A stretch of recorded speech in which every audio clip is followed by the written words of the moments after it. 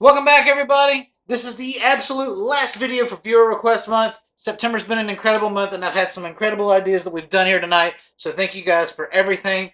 And this one comes from my good friend Gooby, who asked if I could make a St. Paul sandwich. So guys, you know what that means. It's time to go eating America. We're going to be making a pit stop in Missouri, St. Louis, the 314, and make the St. Paul sandwich. Now, guys, I don't know if it's just me, but St. Paul is in Minnesota and St. Louis is in Missouri. Does this geographical inaccuracy kind of keep you up at night? Or is it just me? Because I've been thinking about this for a minute. Anyway, when you think of Missouri, the first thing that probably comes to most people's minds is a St. Louis style barbecue, the toasted raviolis. But there is an underdog, an unsung hero in the culinary subculture of Missouri that is the St. Paul sandwich. I believe it was created sometime in the 40s. It's part of their unique subculture of Chinese food down there. It's basically kind of like egg foo young on a sandwich. It's very unique. And guys, honestly, this is what Eating America is about. People from different cultures across the world coming together in America, making something unique and beautiful. So I thank you to all the Asian Americans, the people that are behind this. So let's do it the Mad Chef style.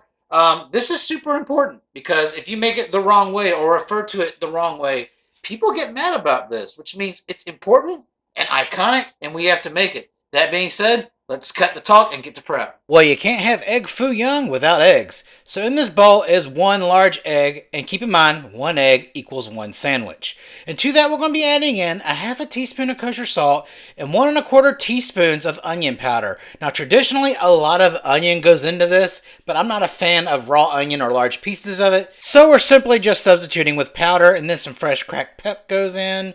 And then what I have here is just a small piece of a ham steak that I've diced into cubes. That's why we went kind of light with salt, because ham is salty. Now traditionally, if you have some Chinese char siu pork, that would level this up.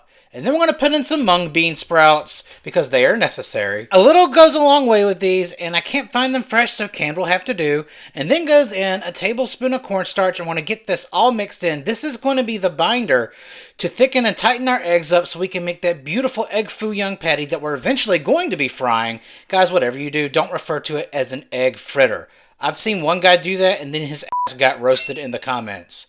So yeah, that's how strongly people feel about this. Once we have all that nice, beautiful cornstarch incorporated and our yolk is nice and gelatinous, we're going to go ahead and get it to the stove. So in a nice size wok, a large cast iron pan over medium-high heat, we're going to go ahead and start putting our egg mixture into a ladle and then very gently lowering it into the oil. Whatever you guys do not do this in the deep fryer. It does not end well. Please be mindful of the fact that we need to be very gentle when handling the eggs while cooking because it needs to retain its shape. This will fall apart really quickly, so we're going to go ahead and cook it for about 2 minutes, continually basting it with that hot oil, and then when we flip it, it should look something like this. We want a very deep, crispy, golden brown, and then we're going to cook the other side for about 1 minute. It doesn't take as long because whenever you baste it with that oil, the cooking process is already started. And after about a minute, your patty should look like this, and it is absolutely beautiful. And then we're going to take it and put it on a baking sheet lined with a cooling rack so it can drain and remain crispy, and then we're going to start assembling our sandwich. And all you're going to need is some white bread, no fancy stuff required. And look at that egg foo young patty. Take a look at that. That is a beautiful St. Paul patty. And guys, yes, you did just see me put that down raw dog onto the white bread because I do not eat mayo or Miracle Whip. And yes, I don't do tomatoes on a sandwich either. Yes, I'm weird, I know. So we're going to top this with just some nice shredded lettuce and taste it as pure as it gets. And guys, this thing smells phenomenal, so I can't wait to dig in. Alright everybody, that is it. This is relatively quick and simple to put together. I think we paid tribute and respect to the Asian food subculture of St. Louis.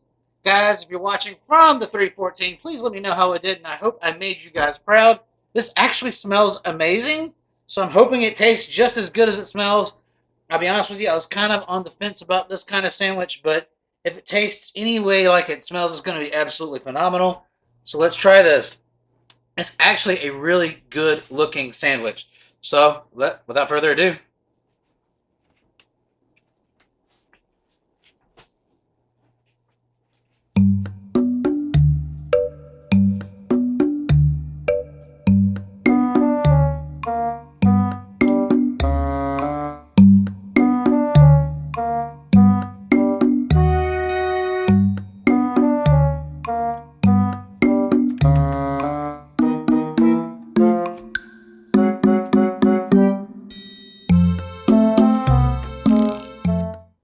I'll be honest with you guys.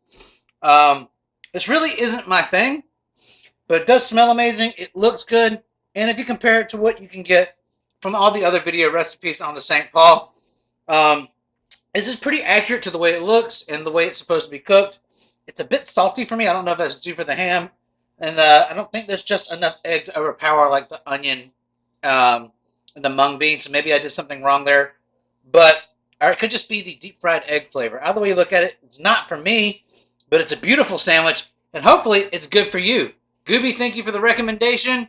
And guys, if you have anything else you would like to see on this channel, please comment them below. This has been Viewer Request Month. Guys, ideally, I would like this segment to continue. I would like to have, in the end, more than one Viewer Request Month.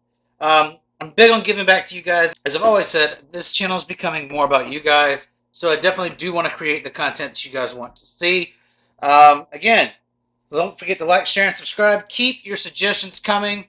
I would love to do another Viewer Request Month here very soon.